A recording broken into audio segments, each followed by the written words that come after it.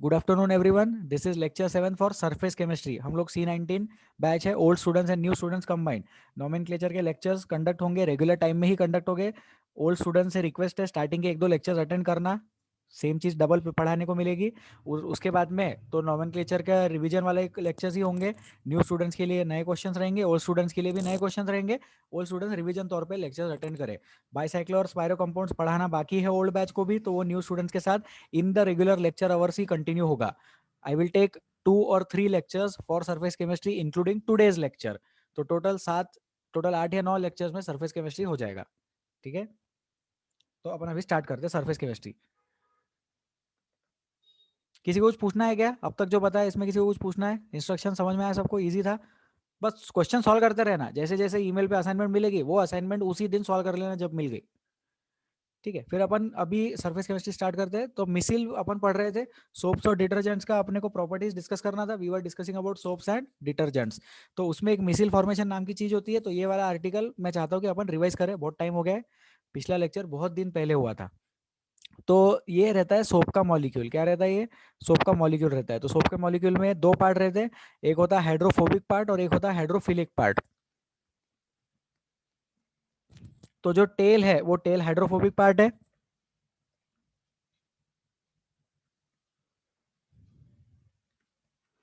और जो हेड है वो हेड क्या है? हाइड्रोफिलिक। दोनों, हाँ ठीक है। Head is hydrophilic and tail is hydrophobic. तो tail is hydrophobic, head is hydrophilic and. Hydrophilic क्यों होता है? क्योंकि जो हाइड्रोफिलिक एंड है उसमें CO माइनस Na प्लस रहता है। तो CO माइनस भी रह सकता है या फिर उसमें Na प्लस वाली चीज भी प्रेजेंट रह सकती है। एक्चुअली दोनों चीजें साथ में रहती है, या तो Na प्लस रहेगा या तो K प्लस रहेगा। ठीक है, तो फिर एक सॉल्ट का, सोप का एक छोटा सा पॉइंट मैं यहाँ पे लिखता हूँ।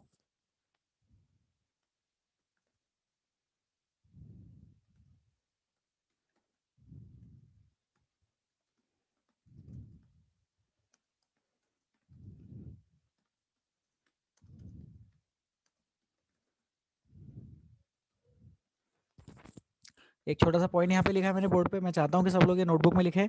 सोप्स आर सोडियम और potassium salts of fatty acids and soaps are organic compounds. Soap जो है वो क्या है? ऑर्गेनिक कंपाउंड है।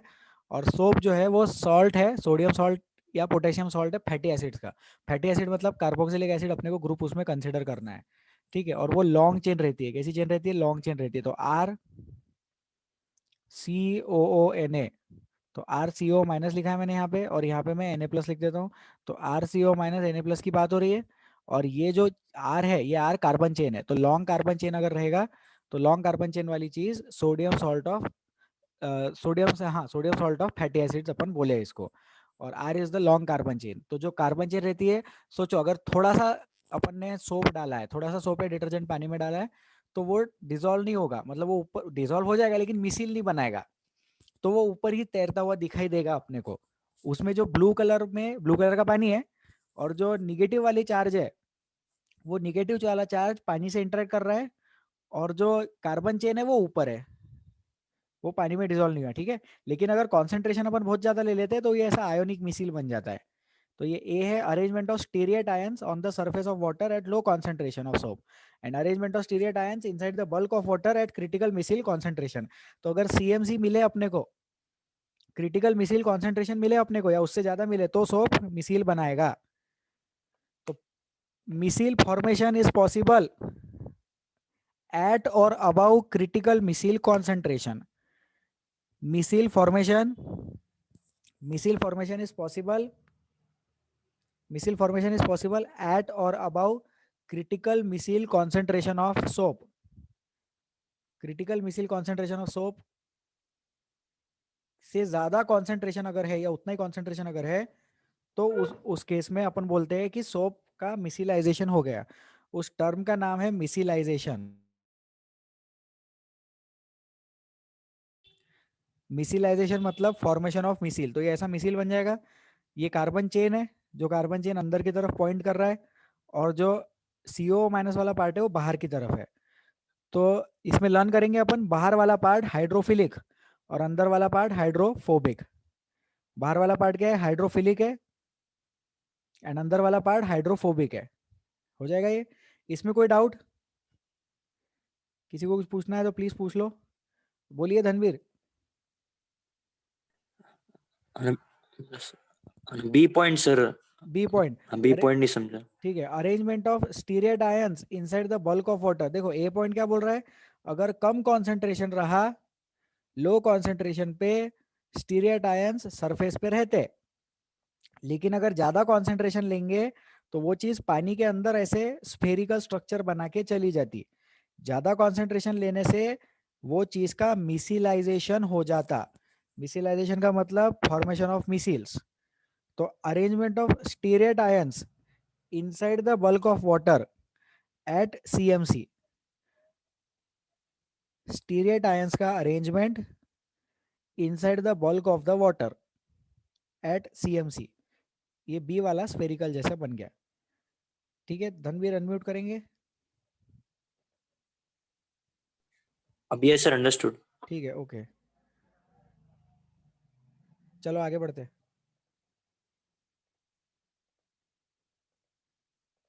हाँ, तो अब अपने पास में एनिमेशन है, ये एनिमेशन लास्ट टाइम पे बताया था, एक बार क्विकली अपन एनिमेशन को रन कर लेंगे। तो ये मैकेनिज्म ऑफ मिसिल फॉर्मेशन, हम देख रहे हैं कि मिसिल कैसे बनता है। Let us take the example of soap solution. तो सोप इज सोडियम और potassium salt of higher fatty acid, ये पढ़ा दिया। हायर फैटी एसिड मतलब लॉन्ग कार्बन चेन। लिख लो ये चीज, ये जो बोर्ड पे दिख रहा है ना, ये लिख लो, ये नोटबुक में होना चाहिए, लर्न करना इस चीज को। सोप इज सोडियम और potassium salt of higher fatty acid. Soap is sodium और potassium salt of higher fatty acid. Higher fatty acid का मतलब long carbon chain. Higher fatty acid means long carbon chain. ठीक है, and it may be represented as RCO minus Na plus. तो salt को वैसे represent करते हैं RCO minus Na plus. Example sodium stearate which is a major component of many bar soap. Bar soap मतलब जो साबुन रहता है ना, सॉलिड कलर, सॉलिड कलर का नहीं, सॉलिड शेप में जो बार के जैसा दिखता है। तो RCO माइनस Na प्लस, ये लिख लिया पॉइंट्स अपने। हायर फैटी एसिड का मतलब क्या है, long carbon chain. The meaning of higher fatty acid is long carbon chain.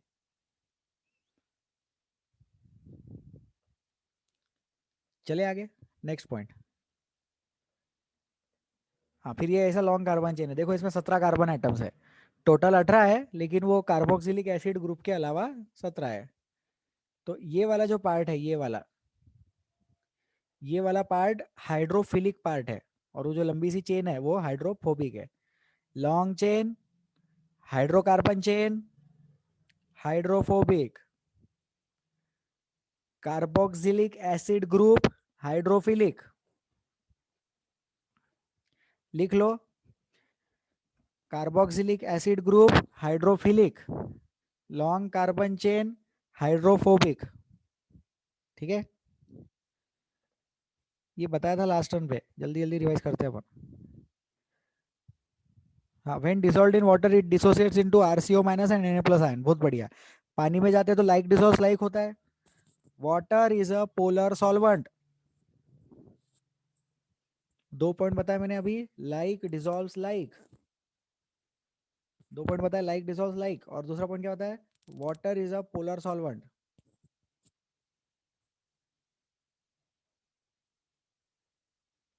Like dissolves like and water is a polar solvent.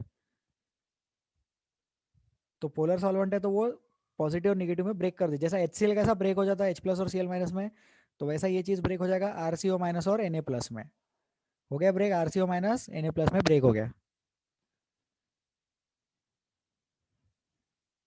हाँ, ये जो चीज अभी मैंने बताया, hydrophobic tail non polar tail, hydrophilic head polar ionic head, ये लिख लो।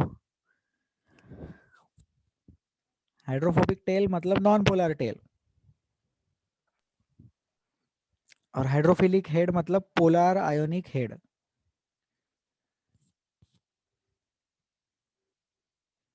Hydrophilic head polar ionic head, hydrophobic tail non polar tail. चले आगे।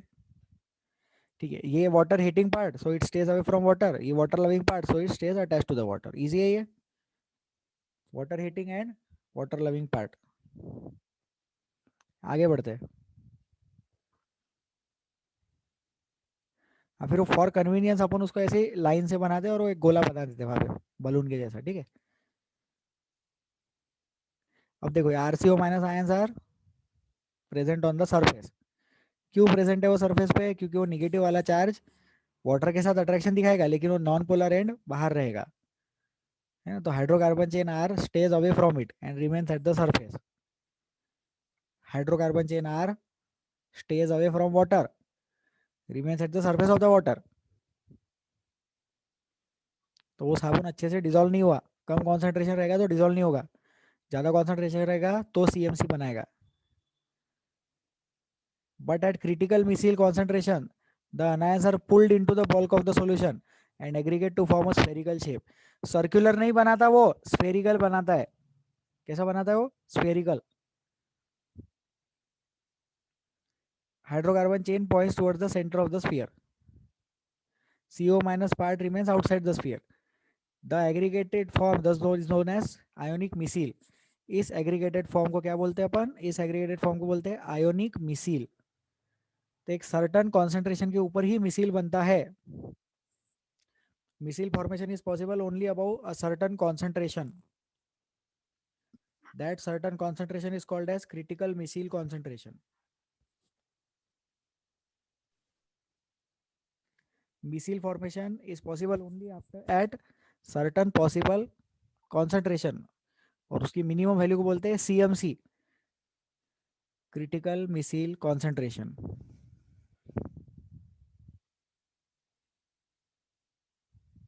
ठीक है, चले आगे, हो गया ये। Similarly, in case of detergents, sodium lauryl sulfate, the polar group is SO3. तो सोप के लिए पोलर ग्रुप क्या है? COO minus. और डिटर्जेंट के लिए पोलर ग्रुप क्या है? SO3 minus. बाकी सब सेम है, मेथड सेम, मिसिलाइजेशन सेम, सब कुछ सेम। सिर्फ ये याद रखना कि डिटर्जेंट में रहता है SO3 माइनस और सोप में रहता है CO2 माइनस, जैसे COO minus, carboxylic acid group. Sodium lauryl sulphate ये है डिटर्जेंट, तो डिटर्जेंट का केमिकल नेम है सोडियम लॉरिल सल्फेट। तो ये लिख लो, ये चीज लिख लो प्लीज।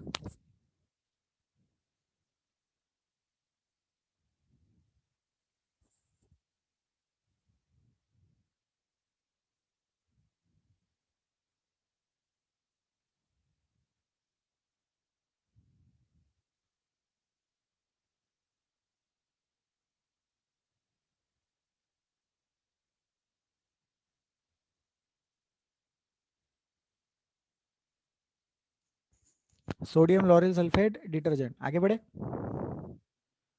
किसी को कुछ पूछना है यहाँ तक? अगर कभी भी पूछना हो तो प्लीज हाथ उठा लो, मेरे बोलने का वेट मत करो, किसी को डाउट है क्या? If you have any difficulties please raise your hands, फिर आपको बोलने का मौका मिलेगा, फिर आप डाउट पूछना। Please don't wait for me to ask you कि डाउट है क्या।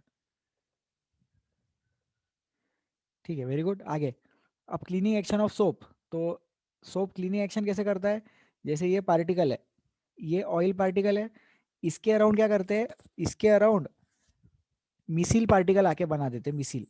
तो सोप के पार्टिकल या डिटर्जेंट के पार्टिकल क्या करेंगे? ये देखो, ये सोप के डिटर्जेंट के पार्टिकल है, ये ऑयल पार्टिकल के अराउंड जमा हो गए और उसको ट्रैप कर लिया। ठीक है, प्लीज वेट।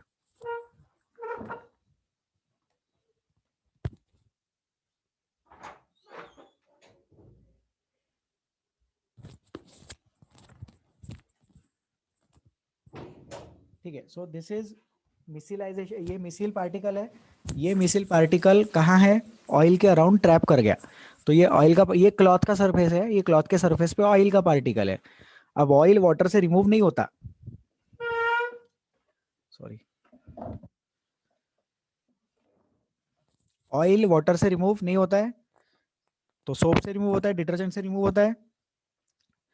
तो सोप के पार्टिकल्स ऑयल के पार्टिकल के अराउंड गैदर हो जाएंगे और मिसिल बनाएंगे और फिर ऑयल को वो ट्रैप करके बाहर लेके निकल जाते हैं। तो A diagram is grease on cloth, grease oil एक ही बात है। B diagram is stearate ion arranged around the grease droplet and C is the grease droplet surrounded by stearate ions. तो ग्रीस ड्रॉपलेट कपड़े से निकल के चला गया और वो आयंस ने उसको सराउंड कर लिया है, स्टीरियट आयंस ने उसको सराउंड करके मिसिल बना लिया है। ठीक है, बोलिए श्रीतेज।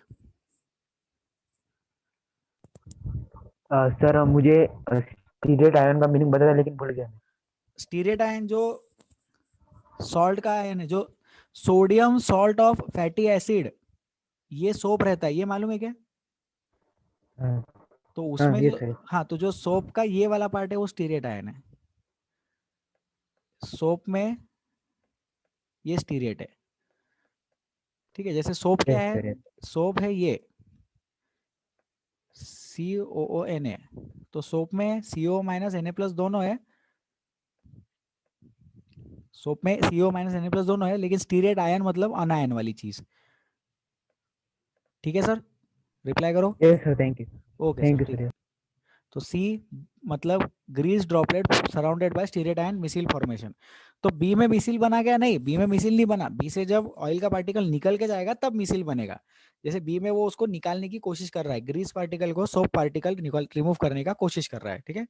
तो अब ये क्लीनिंग एक्शन ऑफ सोप है, मैं ये स्टेटमेंट रीड कर रहा हूँ, आप सुनेंगे। I am reading the paragraph. It has been mentioned earlier that a missile consists of hydrophobic hydrocarbon like central core. The cleaning action of soap is due to the fact that soap molecules form missile around the oil droplet in such a way that hydrophobic part of the stearate ion is in the oil droplet and hydrophilic part projects out of the grease droplet like bristles. तो जो hydrophilic part है वो बाहर आया, projects out of the grease. दिख रहा है negative charge hydrophilic part. यहाँ पे मैं लिख भी देता हूँ फिलिक, PHI, और ये हाइड्रोफोबिक पार्ट है। तो हाइड्रोफोबिक पार्ट के लिए सपोज लिख देते हैं अपन PHO। तो जो हाइड्रोफोबिक है वो ग्रीस के अंदर रहेगा और जो हाइड्रोफिलिक है वो ग्रीस के बाहर रहेगा, ठीक है। Figure 5.7, since the polar groups can interact with water, the oil droplet surrounded by stearate ions is now pulled in water and removed from the dirty surface. Thus, soaps help in the emulsification and washing of oils and fats. तो soap क्या में help कर रहा है? Emulsification में help कर रहा है और washing of oils and fats में हेल्प कर रहा है। तो इमल्सिफिकेशन क्या होता है ये अपन कल वाले क्लास में देखेंगे। अभी इतना समझो कि सोप के दो काम है, एक तो इमल्सिफाई करना और फिर ऑयल्स और फैट को वॉश करके निकाल देना, ठीक है ये चीज। The negatively charged sheath around the globules prevent them from coming together and forming aggregates. अब क्या रहता है मन में, एक जैसे डाउट आता है कि सर ये एक ऑयल पार्टिकल है, ये दूसरा ऑयल पार्टिकल है, फिर ये इसके मिसिल और इसके भी मिसिल्स रहेंगे कुछ ऐसे, तो फिर ये दोनों आपस में जुड़ नहीं सकते क्या? तो वो नहीं जुड़ते क्योंकि वो निगेटिव निगेटिव एक दूसरे को रिपेल करेगा। ये जैसा निगेटिव है, ऐसा कोई दूसरा मिसिल अगर इधर से आ रहा है तो उसके भी निगेटिव चार्जेस रहेंगे, तो वो एक दूसरे को रिपेल करेंगे, वो एक दूसरे को अट्रैक्ट नहीं करेंगे और एक दूसरे में नहीं मर्ज हो पाएंगे। तो the negatively charged sheath around the globules prevent them from coming together and forming aggregates. Negatively charge sheet जो है वो ग्लोब्यूल्स को एक दूसरे में इंटरमिक्स होने नहीं देता है, ठीक है। तो इसमें एक पॉइंट लिख लो, एक तो ये लिख लो कि hydrophobic part inside the grease, notebook में लिख लो please, hydrophobic part inside the grease, hydrophobic part inside the grease and hydrophilic part and hydrophilic part outside the grease interacting with the water.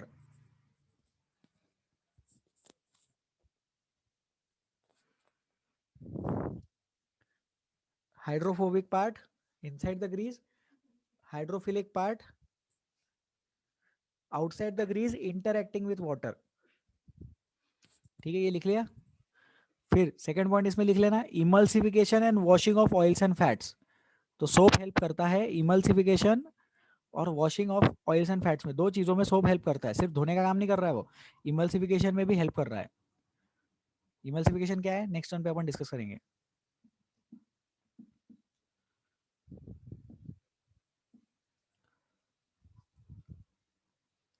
ठीक है, चले आगे, लेट अस मूव अहेड।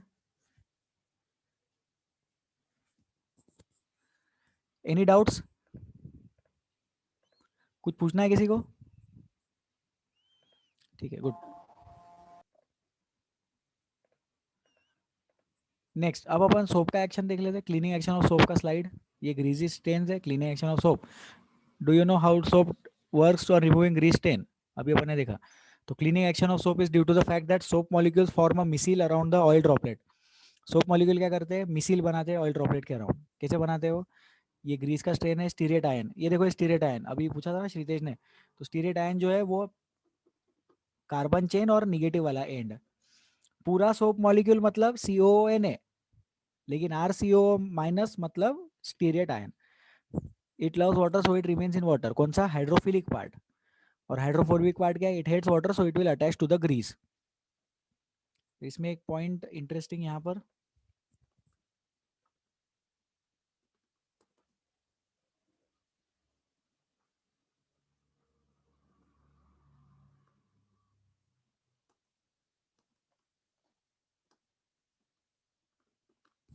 ये वाला point लिख लो। हाइड्रोफोबिक मतलब ऑयल लविंग एंड हाइड्रोफिलिक मतलब ऑयल हेटिंग, इसको लिख लो।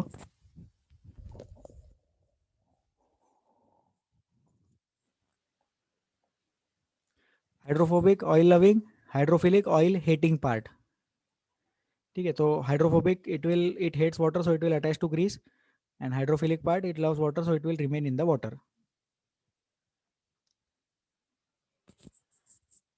ठीक है, इसको डिलीट करें। अब आगे फिर ये ऐसे बहुत सारे मिसिल्स आ जाएंगे, बहुत सारे स्टीरेट आयंस एक साथ आ जाएंगे और वो मिसिल बनाएंगे। Since the polar groups can interact with water they are outside. देखो यहाँ लिखा है जो पोलर ग्रुप है वो वाटर के बाहर है। यहाँ पे देखो ये निगेटिव चार्ज वाटर में है, वाटर के बाहर नहीं, ग्रीस के बाहर, सॉरी, ग्रीस के बाहर वाटर के अंदर।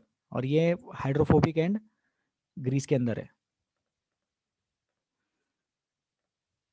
The oil droplet surrounded by stearate ions the pulled into water and is remove from dirty surface. ये ऐसा रिमूव हो गया, मिसिल बन गया, रिमूव हो गया। Negatively charge sheet around the globules prevent them from coming together and forming aggregates.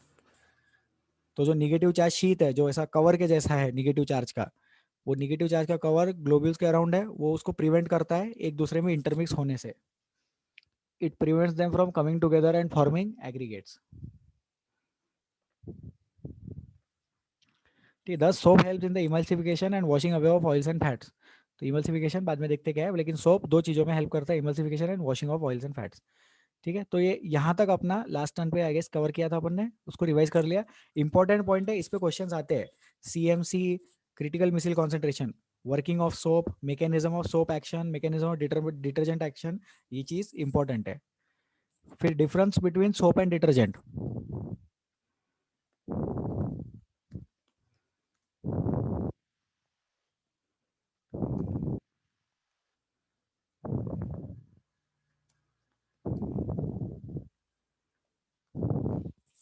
Soap में क्या रहता है, सोप में रहता है CO माइनस ग्रुप,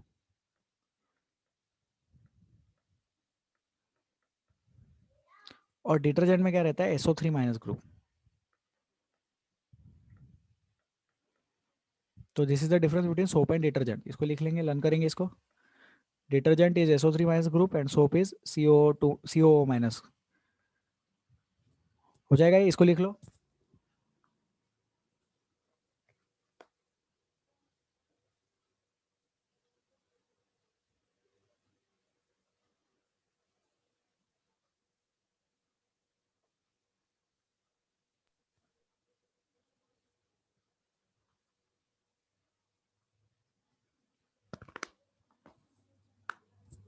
चले आगे, कोई डाउट यहाँ तक, प्लीज पूछ लो, पूछना है तो पूछ लो, नहीं है बढ़िया।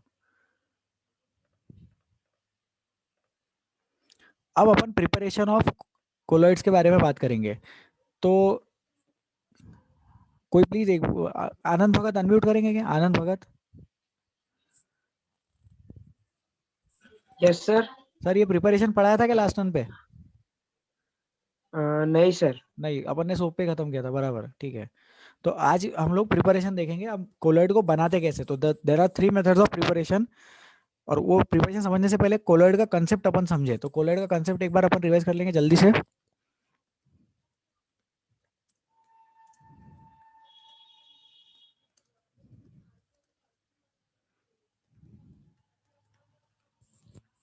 कोलॉइड वो है जो ट्रू सॉल्यूशन और सस्पेंशन के बीच में आता है, intermediate between true solution and suspension. याद करो, बताया था ट्रू सॉल्यूशन के पार्टिकल बहुत ही छोटे, सस्पेंशन के पार्टिकल बहुत ही बड़े, इसके पार्टिकल बहुत बड़े हैं, इसके पार्टिकल बहुत छोटे हैं, तो बीच में जो पार्टिकल आएंगे वो कोलॉइड के पार्टिकल आते हैं। तो वो कोलॉइड कैसे बोलते हैं अपन, ठीक से डिसॉल्व भी नहीं हुआ और ठीक से सस्पेंड भी नहीं हुआ। सस्पेंशन मतलब वो पार्टिकल सस्पेंड हो गया ना, सस्पेंड हो गया नीचे सेटल डाउन हो जाएगा। तो कोलॉइड के पार्टिकल ठीक से सेटल डाउन भी नहीं होते, लेकिन पूरी तरह से डिसॉल्व भी नहीं हो रहे, तो वो है कोलॉइड्स। इंटरमीडिएट है between true solution and suspension. ये अपन ने लास्ट में पढ़ा है, बहुत ज्यादा अच्छे से एक्सप्लेन किया था।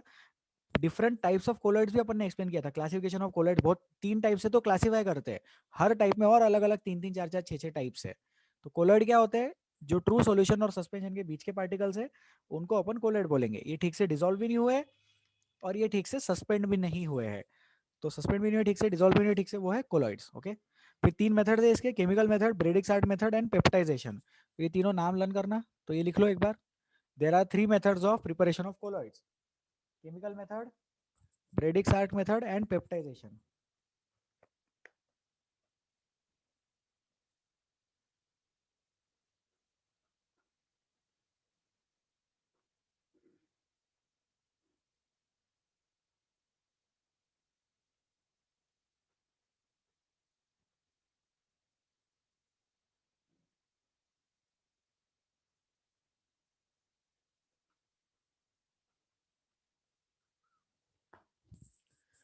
ठीक है, so there are these 3 methods. आगे बढ़े। अब तो अपन केमिकल मेथड देखते हैं पहले।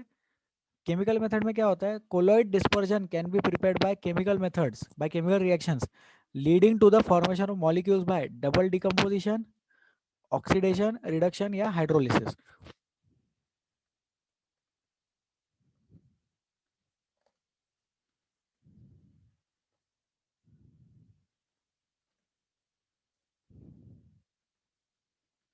तो ये 4 पॉइंट्स अपन याद रखें। Double displace, double decomposition, double decomposition है, डबल डिस्प्लेसमेंट एक ही बात है। रिडक्शन भी करवा सकते हैं, ऑक्सीडेशन भी करा सकते हैं, या फिर हाइड्रोलिसिस भी करा सकते हैं।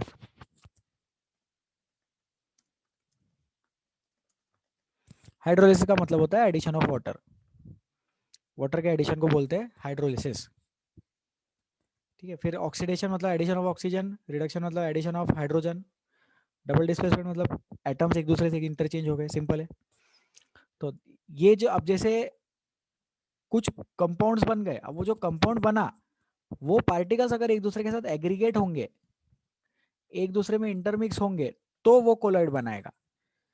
तो AS2O3 जो है, ये AS2O3 का सपोज ट्रू सॉल्यूशन है, ठीक है। तो AS2O3 जो है वो ट्रू सॉल्यूशन है, वो कोलॉइड नहीं बनाता। उसके बहुत सारे पार्टिकल्स भी एक साथ आ गए तो कोलॉइड नहीं बनाता।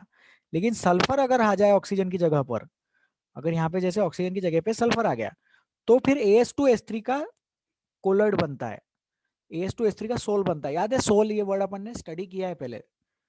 सोल का मतलब solid in liquid, solid in gas, वो वाली चीज है। एक्वासोल, एरोसोल, एल्कोहोसोल, सोल मतलब कोलॉइड।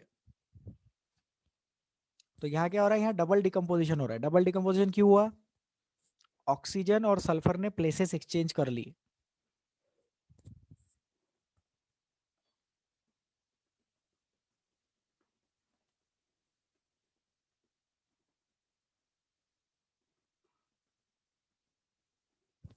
ऑक्सीजन और सल्फर एटम एक दूसरे के साथ अपनी प्लेस एक्सचेंज कर रहे हैं, तो इसलिए अपन इसको डबल डिकम्पोजिशन बोलेंगे। प्लीज इसको लिख लो, बोर्ड पे मैंने जो जो लिखा है लिख लो। हाइड्रोलिसिस मतलब एडिशन ऑफ वाटर होता है, ये लिख लो। फिर AS2O3 जो है वो ट्रू सॉल्यूशन बताता, तो AS2O3 का कभी भी कोलॉइड नहीं बनेगा।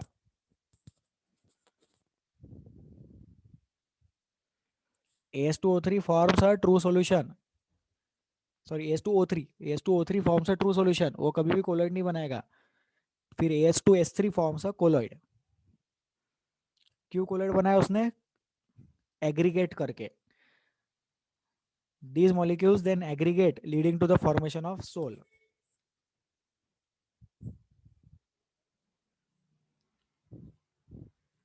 फिर एक मन में डाउट आता सर वो AS2O3 क्यों नहीं एग्रीगेट होता, वो क्यों कोलॉइड नहीं बनाता, तो उसकी प्रॉपर्टी नहीं है। जैसे AS2 सल्फर वाला बना था कोलॉइड, एग्रीगेट होता है, लेफ्ट वाली चीज नहीं हो रही है एग्रीगेट, ये वाला, फिर वो नहीं हो रहा है तो क्या बनाता है, ट्रू सॉल्यूशन बना लेगा। ठीक है, सेकंड पॉइंट देखते हैं। तो सेकंड एग्जांपल है ऑक्सीडेशन का। सल्फर का सोल बनता है, जैसे सल्फर एक एलिमेंट है ना, एलिमेंटल सल्फर अगर पानी में डिजोल्व है तो वो डिजोल्व नहीं होता, वो उसका कोलॉइड बना लेता। तो SO2+2H2S, this is example of oxidation.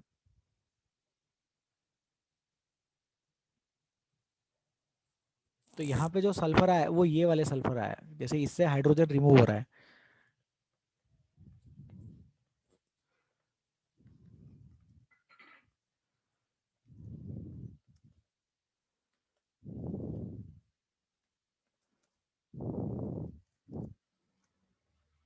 This is oxidation because removal of hydrogen is taking place.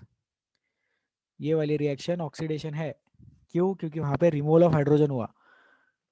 देखो यहाँ पे सल्फर, हाइड्रोजन, हाइड्रोजन सल्फर से हाइड्रोजन रिमूव हुआ। This is oxidation because removal of hydrogen is taking place.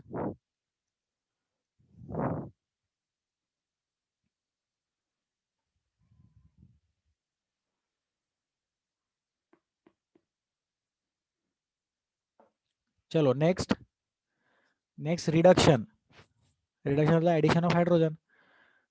तो यहाँ पे reduction हो रहा है तो क्लोरीन निकल के जा रहा है, राइट।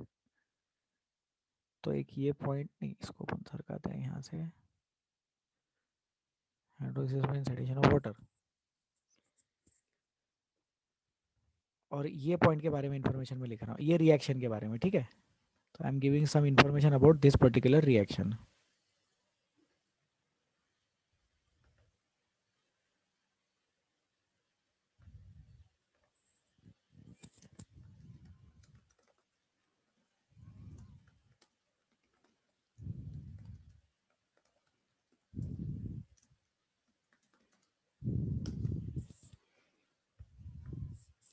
ये रिडक्शन क्यों है? क्योंकि ऑक्सीडेशन नंबर कम हो रहा है, +3 से 0 जा रहा है।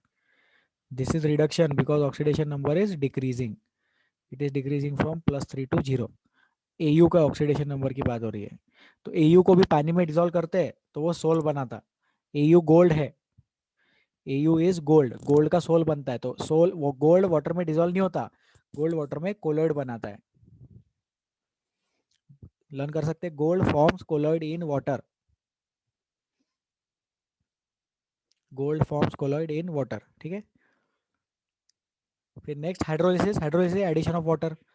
तो स्क्रीन पे 4 रिएक्शन है, 4 रिएक्शन के टाइप है और चारों रिएक्शन के एग्जांपल्स गिवन है और क्यों वो पर्टिकुलर एग्जांपल। जैसे डबल डिकम्पोजिशन क्यों है? क्योंकि ऑक्सीजन और सल्फर एटम जगह एक्सचेंज कर रहे हैं। तो सबके रीजन भी मैंने दे दिए। तो ये लिख लो प्लीज, प्लीज लिख लो, फोटो मत लो, फोटो लेंगे तो बाद में वो पड़ा रहता है गैलरी में। अभी इसको लिख लो, रिएक्शन लिखो, और वो रिएक्शन ऑक्सीडेशन क्यों है? क्योंकि रिमूवल ऑफ हाइड्रोजन हो रहा है। तो ऐसे रीजन के साथ लिख ले इसको, जल्दी करें।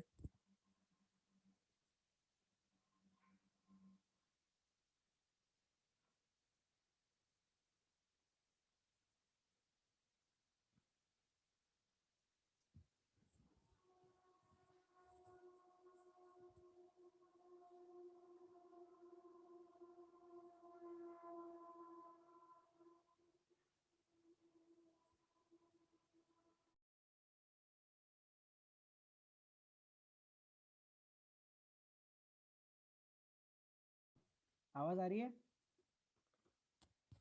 Raise your hands if you can hear me. Yes, sir. Okay, Yes. ठीक है ठीक है, हाथ नीचे कर लो, थैंक यू। हाथ नीचे कर लो, ठीक है। लेट अस कंटिन्यू। ये लिख लिया क्या लोगों ने? 1 minute sir. ठीक है, तो वो चला गया लेकिन जो लिखा था, रिकॉर्डिंग हो रहा है ना, ठीक है। तो रीजन लिख देते एक बार फिर से।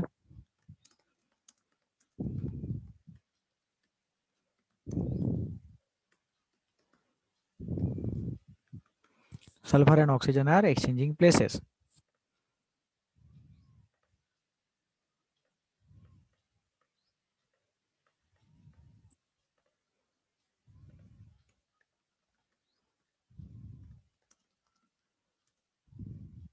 decrease in oxidation number.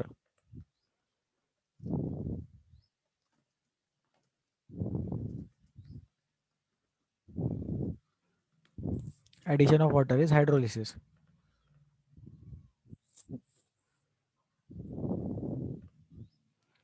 और यहाँ पे क्या हो रहा है, removal of hydrogen.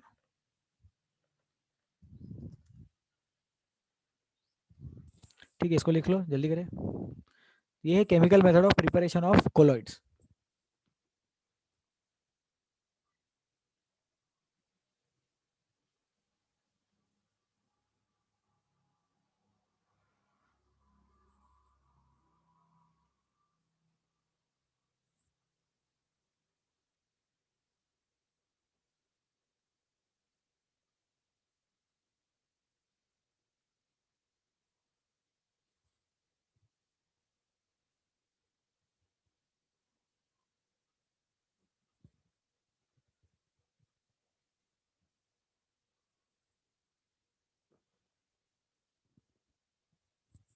Okay, let us move head. इसको डिलीट करें. किसी को कोई डाउट, किसी को पूछना है, प्लीज पूछ लो. No doubts, very good. हाँ, तो सेकंड मेथड है ब्रेडिक्स आर्क मेथड. तो इस मेथड में जो भी थ्योरी गिवन है सिर्फ ऐसे ही लर्न करना है. एकदम इजी कंसेप्ट है. ब्रेडिक नाम का एक साइंटिस्ट था, वो बहुत अमीर था, क्योंकि वो जो एक्सपेरिमेंट्स करता था वो गोल्ड सिल्वर प्लेटिनम बड़े बड़े मेटल्स के साथ में करता था. बहुत ज्यादा रिच पर्सन था वो, ये मैंने कहानी बनाई है. बट वो गोल्ड सिल्वर और प्लेटिनम के साथ में एक्सपेरिमेंट करता था, उसकी रिएक्शंस गोल्ड सिल्वर प्लेटिनम वाली होती थी. तो this process involves dispersion as well as condensation. ये प्रोसेस क्या करता है, डिस्पर्शन भी करता है और कंडेंसेशन भी कर रहा है. नाम याद रखेंगे इसका, Bredig's arc method. Colloidal sol of metal such as gold silver platinum can be prepared. याद करो, अभी पिछले स्लाइड पे मैंने बताया, क्या बताया, सिल्वर का सॉल्यूशन नहीं बनता, उसका कोलॉइड बनता. सल्फर को भी पानी में डालते हैं तो उसका सॉल्यूशन नहीं बनता, ट्रू सॉल्यूशन नहीं होता उसका, कोलॉइड बनता. सिल्वर, प्लेटिनम, कॉपर, कॉपर तो नहीं मालूम, सिल्वर, प्लेटिनम, गोल्ड, ये सारे एलिमेंट्स क्या करते हैं, सोल बनाते, डिसॉल्व नहीं होते. इसलिए यहाँ पे लिखा है गोल्ड सिल्वर प्लेटिनम एक्सेट्रा, इनके कोलॉइडल सोल बन सकते हैं. Colloidal sol of metal such as gold silver platinum are prepared. This process involves dispersion as well as condensation. ठीक है, इस मेथड में क्या होता है, electric arc is stuck between electrodes of the metal immersed in the dispersion medium. The intense heat produces vapors of the metal which then condenses to form particles of colloidal size. ठीक है, तो इसमें imagine करो, इसको delete कर देते अपन. ठीक है, अब एक चीज इमेजिन करो, अपने पास में जैसे मेटल का एक टुकड़ा है, वो मेटल के टुकड़े को अपन ने बहुत ज्यादा हीट दे दी. तो बहुत ज्यादा हीट देने से क्या वो मेटल वेपोराइज हो गया. सोचो, जैसे मेटल था, वो लिक्विड बना पहले, फिर लिक्विड का वेपर बन गया है ना. Solids melt on heating, liquids vaporise on heating. तो वो मेटल का अपन ने वेपर बना दिया. वेपर बनने के बाद में उसको कंडेंस कर दिया. तो अगर कंडेंस करेंगे तो फिर वो कंडेंस करने के बाद उसके पार्टिकल्स का साइज कोलॉइडल साइज का बन जाता. तो मेथड समझा सबको, क्या करना है अपन को, मेटल का टुकड़ा लेना है छोटा सा, उसको बहुत ज्यादा हीट करना है, बहुत ज्यादा हीट देना है, बहुत ज्यादा एनर्जी देना है, या इलेक्ट्रिसिटी का शॉक देना है. Electric arc is struck between the electrodes of the metal, और उसकी वजह से हीट प्रोड्यूस होगी. हीट की वजह से वो मेटल वेपोराइज होएगा. फिर जब वो वेपर को कंडेंस करेंगे तो वो वेपर के पार्टिकल्स कोलॉइडल साइज के होंगे. तो वेपर के पार्टिकल जब सॉलिडिफाई हो जाएंगे, तो सॉलिडिफाई होने के बाद वो चीजें कोलॉइडल साइज में कन्वर्ट हो जाएगी. ठीक है, ये चीज, कोई डाउट इसमें, सिंपल है ये ब्रेडिक्स आर्क मेथड. बोलिए श्रीतेज. सर कोलाइड ऐसा बोल सकते कि all metals can form colloid. नहीं, ऐसा नहीं बोल सकते, कुछ कुछ मेटल्स ही कोलॉइड बनाते हैं. जैसे सोडियम है, अभी सोडियम जो रहता है वो तो पानी में डालेंगे ही तो डिसॉल्व नहीं होता, वो तो रिएक्ट ही कर जाता. जैसे NaOH बन जाएगा ना वो, बराबर है श्रीतेज. Yes sir. तो ट्रू सॉल्यूशन मतलब क्या है, जैसे डिसॉल्व हो गया. रिएक्शन मतलब क्या, रिएक्ट कर गया, और जो डिसॉल्व भी नहीं हुआ, रिएक्ट भी नहीं किया, वो या तो सस्पेंशन बनाएगा या तो कोलॉइड बनाएगा. समझा अभी. Yes sir, yes. तो इसका एक एग्जांपल अपन लेंगे, सोडियम तो पानी से रिएक्ट कर गया, शुगर तो पानी में डिसॉल्व हो गया. सैंड तो पानी में सेटल डाउन हो गई, लेकिन गोल्ड पानी में कोलॉइड बनाएगा। तो गोल्ड डिसॉल्व भी नहीं हुआ, रिएक्ट भी नहीं किया, वो पानी में तैर रहा है, बट डिसॉल्व वाला नहीं तैर रहा और सस्पेंशन वाला भी नहीं तैर रहा, वो कोलॉइड वाला तैर रहा है, क्योंकि उसका पार्टिकल साइज उस रेंज में है। तो कौन से मेटल ऐसे कर सकते हैं जिनका particle size gold, silver, platinum ये रेंज में आता है, वो वाले पार्टिकल्स जनरली कोलॉइड बना सकते हैं, ऐसा अपन सोचे, तो उससे अपना थॉट प्रोसेस बढ़ेगा। ठीक है,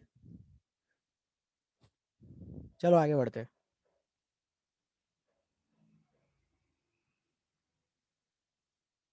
ठीक है, ये वो ब्रेडिक्स आर्क मेथड का इलेक्ट्रोड्स है। यहाँ पे ये छोटा सा जो टुकड़ा है, ये मेटल का, स्पॉटलाइट के, हाँ, ये वो मेटल का टुकड़ा है, एकदम छोटा सा, एक बहुत ही थिन टुकड़ा जैसे अपन ने लिया। फिर इलेक्ट्रोड्स के अंदर से इलेक्ट्रिसिटी दे रहे, बहुत ज्यादा हाई अमाउंट ऑफ इलेक्ट्रिसिटी देते एकदम शॉर्ट ड्यूरेशन में, उससे बहुत सारी एनर्जी एक साथ मिल गई। बहुत सारी एनर्जी एक साथ मिलने की वजह से क्या हुआ, वो पहले लिक्विड बना, फिर एकदम से वेपोराइज हो गया, मेटल का टुकड़ा एकदम से वेपोराइज हो गया। फिर आइस बात है, डिस्पर्शन मीडियम है, उसकी वजह से क्या हो जाएगा, वो कंडेंस हो जाएगा। तो जब वो कंडेंस होगा तब वो चीज कोलॉइड फॉर्मेशन शो करेगी। Because of condensation it will form as a colloid.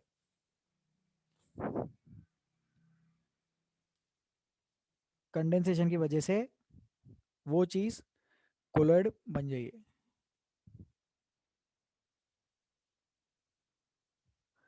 ठीक है, आगे बढ़े, इसमें कोई डाउट प्लीज पूछ लो, कुछ पूछना है तो, नहीं पूछना है आगे बढ़ते हैं। तो ये सेकेंड मेथड है प्रिपरेशन का।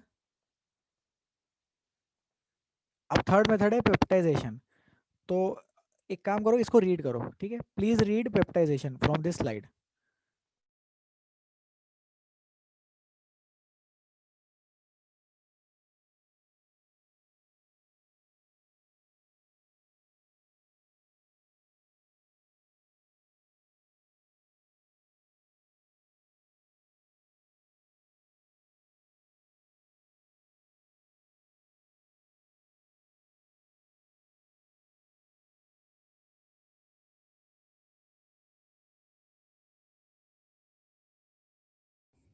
चलो डिस्कस करते हैं peptization. Peptidization may be defined as the process of converting a precipitate into colloidal sol by shaking it with dispersion medium in the presence of small amount of electrolyte. तो अब तक अपन ने क्या देखा, अब तक देखो पीछे चलते थोड़ा सा। एक तो अपन ने केमिकल मेथड किया है ना, केमिकल मेथड में 4 टाइप के रिएक्शन से अपन ने कोलॉइड बनाए। फिर इसके बाद में अपन ने इलेक्ट्रिक का शॉक दिया मेटल को, इलेक्ट्रिक का शॉक दिया, बहुत सारी एनर्जी दी, बहुत सारी एनर्जी से वो वेपोराइज हो गया, वेपर कलेक्ट किया, वेपर कलेक्ट करके पानी में डाला, कोलॉइड बन गया, बहुत बढ़िया। अब अपन क्या कर रहे हैं, पेप्टाइजेशन कर रहे हैं। तो पेप्टाइजेशन में भी different as the process of converting a precipitate into colloid solution by shaking it with dispersion medium in the presence of small amount of electrolyte। देखो इंटरेस्टिंग है, सोचो अपने पास में एक छोटा सा ट्यूब जैसा है, सिले ये इंजेक्शन के जैसा है, सपोज इंजेक्शन का ट्यूब है, वो सिरिंज रहता है ना, सिरिंज, तो इंजेक्शन की सिरिंज है, उसका जो सामने का जो मेटल का क्या रहता है वो पिन जो चुभाते हैं बॉडी में, उसको रिमूव कर दिया और प्लास्टिक का सिलेंडर जैसा इमेजिन करो, या टेस्ट ट्यूब जैसा इमेजिन करो। उसमें अगर अपन थोड़ा सा नमक, पानी डाल दिया, थोड़ा सा नमक डालते हैं और उसको शेक करते हैं, तो शेक करने से क्या हो गया, वो नमक जल्दी डिजोल्व हो जाएगा। तो नमक डिजोल्व क्यों हो रहा है, क्योंकि नमक की प्रॉपर्टी है। लेकिन अगर कोई ऐसा सब्सटेंस अगर अपन ले जो कि कोलॉइड बनाता और वो सब्सटेंस ट्रू सॉल्यूशन नहीं बनाता है, कोलॉइड बनाने वाली चीज है, ट्रू सॉल्यूशन नहीं बनाएगा, जैसे गोल्ड वाला चीज एग्जांपल ही ले लो, तो वैसे वाले सब्सटेंस अगर अपन लेंगे और डिस्पर्जन मीडियम में शेक करेंगे तो फिर कोलॉइड बन जाएगा, और उस चीज को बोलते हैं पेप्टाइजेशन। प्रोसेस का नाम है peptization. Small amount of electrolyte लेते हैं और वो स्मॉल अमाउंट ऑफ इलेक्ट्रोलाइट अपन टेस्ट ट्यूब में शेक कर, जैसे ये टेस्ट ट्यूब है, ये टेस्ट ट्यूब में पानी डाल देते पहले, तो पानी मतलब डिस्पर्जन मीडियम, ठीक है, ये डिस्पर्जन मीडियम पानी डाल दिया अपन ने इसमें। अब इसमें क्या किया, थोड़ा सा कोलॉइड डाल दिया, मतलब वो इलेक्ट्रोलाइट, इमेजिन करो ये रेड कलर का थोड़ा सा इलेक्ट्रोलाइट है। अब क्या करेंगे, इसको शेक करेंगे, शेक करने से क्या होगा, वो पीपीटी बना देगा, कोलॉइड बना देगा, कोलॉइड फॉर्मेशन टेक्स प्लेस। अब the electrolyte used for this purpose is called as peptizing agent. Peptizing agent brings about peptization. ठीक है, तो प्रेसिपिटेट कोलॉइड में कन्वर्ट करने के लिए पेप्टाइजेशन मेथड यूज कर सकते हैं, और पेप्टाइजेशन मेथड में जो सब्सटेंस यूज किया जाता है वो सब्सटेंस है पेप्टाइजिंग एजेंट.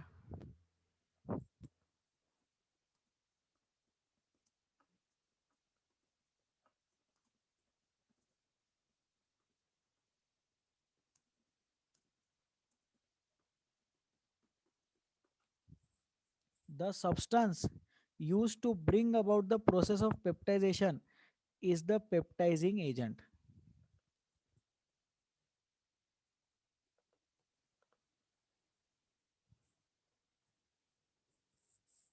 प्लीज इसको लिख ले. The substance used to bring about the process of peptization is the peptizing agent.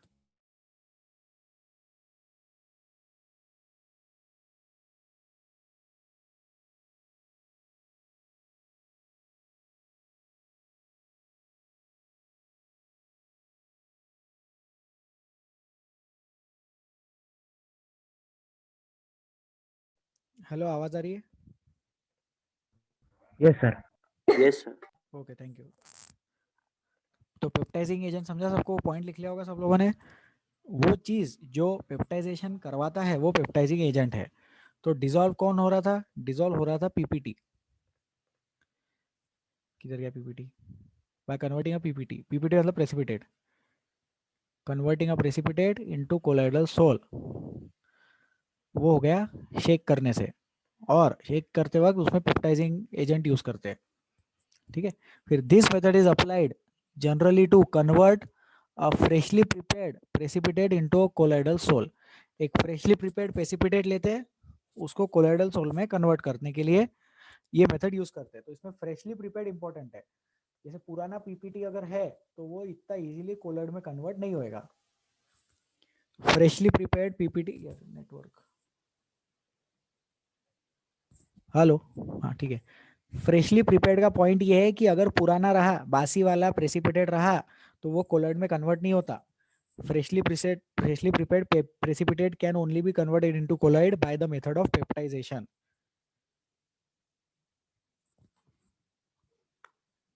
ठीक है, ये चीज आगे बढ़े. ड्यूरिंग पेप्टाइजेशन के बाद the precipitate absorbs one of the ions of the electrolyte on its surface. Peptization के वक्त पीपीटी जो रहता है वो एक आयन सरफेस पे एब्जॉर्ब करता है. This causes the development of positive negative charge on particles which ultimately breaks into smaller particles. ये चीज अपन क्वेश्चन लेके डिस्कस करने वाले हैं. ठीक है, तो ये पॉइंट अभी सिर्फ ऐसे ही लर्न कर लो. एक क्वेश्चन आएगा, एक दो क्वेश्चन अपन प्रैक्टिस करेंगे एमसीक्यूज, उसके बेसिस पे ये वाला कंसेप्ट डिस्कस कर लेंगे क्लास में. धनवीर बोलिए. सर आपका आवाज थोड़ा सा लैग हो रहा था. लैग हो रहा है. अब ठीक है क्या? अब बेटर है?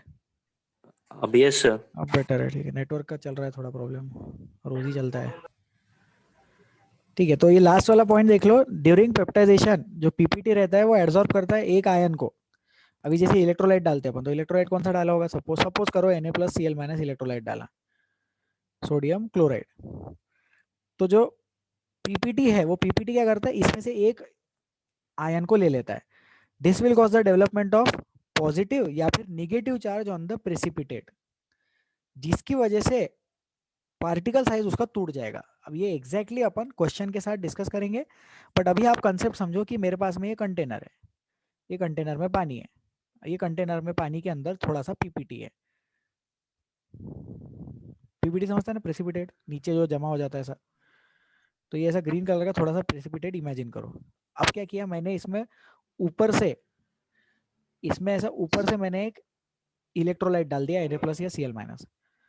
अब वो इलेक्ट्रोलाइट डालने के बाद में Na+ और Cl- में से कोई भी एक चीज, सपोज पॉजिटिव वाला प्रेसिपिटेट से जाके इंटरेक्ट करेगा, तो उससे वो प्रेसिपिटेट को तोड़ेगा.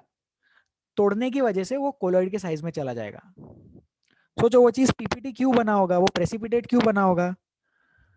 वो प्रेसिपिटेट इसलिए बना ना क्योंकि बड़े पार्टिकल्स थे तो वो सेटल डाउन हो गए, छोटे पार्टिकल रहते थे तो कोलॉइड बन जाते थे, और छोटे पार्टिकल रहते थे तो ट्रू सॉल्यूशन बन जाते थे। ये तो याद आ रहा होगा लोगों को कि ट्रू सॉल्यूशन का साइज सबसे छोटा, फिर कोलॉइड का साइज, और कोलॉइड के बाद में सबसे बड़ा साइज सस्पेंशन का। तो प्रेसिपिटेट मतलब सस्पेंशन। अगर किसी मेथड से मैं सस्पेंशन के पार्टिकल्स को कट कर सकता हूं, सस्पेंशन के पार्टिकल्स को ब्रेक कर सकता हूं, तो ब्रेक करने के लिए, सस्पेंशन के पार्टिकल्स को कट करने के लिए मैं अलग से पेप्टाइजिंग एजेंट डाल रहा हूं, जिससे वो पार्टिकल्स टूट टूट के कोलॉइड के साइज के बन जाएंगे। और एक बार कोलॉइड के साइज के बन गए तो कोलॉइड बन गया। तो peptization is a method of converting precipitate into colloid by shaking it with a dispersion medium. इसमें कोई डाउट? पूरा लर्न करने वाला कंसेप्ट है, पूरा सरफेस केमिस्ट्री ही लर्न करने वाला चैप्टर है, इसमें कुछ नहीं कर सकते अपन। एक दो टाइप के न्यूमेरिकल आते हैं इसमें, लेकिन बाकी पूरा थियोरेटिकल चैप्टर है, तो कंसेप्ट लर्न करना पड़ता है। चले आगे, हो गया, आगे बढ़ते हैं। So this is peptization. अब पेप्टाइजेशन के बाद में अपन प्यूरिफिकेशन ऑफ कोलाइडल सॉल्यूशंस देखेंगे। तीन टाइप से अपन प्यूरिफाई करते हैं। तो पहला होता है डायलिसिस, दूसरा है दूसरा है इलेक्ट्रिक डायलिसिस, और उसके बाद में अल्ट्रा फिल्ट्रेशन। ठीक है, ये अल्ट्रा फिल्ट्रेशन, इलेक्ट्रोडायलिसिस और सादा वाला dialysis. So these are the methods for